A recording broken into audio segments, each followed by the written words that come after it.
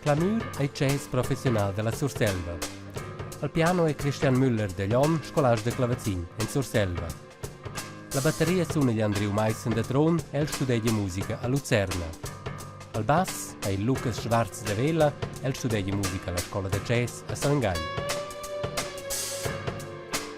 E Clau Meissen de Tron è scolage de saxofon e clarinetta in Surselva. Insieme è Nick Clamur. Un quartet de jazz che fa tenor una definizione in jazz per gli auto e buon per autos specialisti de jazz. Il jazz che noi facciamo è forse un po' più semplice che via jazz che si conosce e tra cui due si aufspielen, nicht il gusto svete allein di quella musica. Clamur ist nicht ein wilder Jazz. Clamur hat wilde Momente, aber Clamur ist keine wilde Band.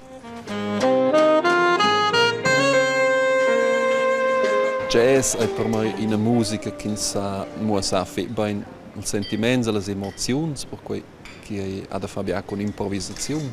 L'improvvisazione ha per me da fare con 60 gradi al momento.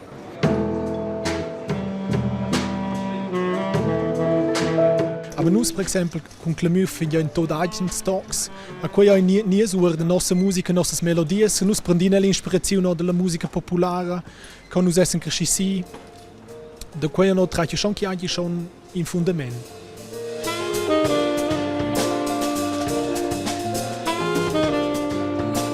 L'atmosfera ruosevole della loro musica Clamur è voluta mettersi la CD. Quella CD muss forse negada il sviluppo che noi facciamo da Varzone, aber che la CD ha si torno a alcune composizioni e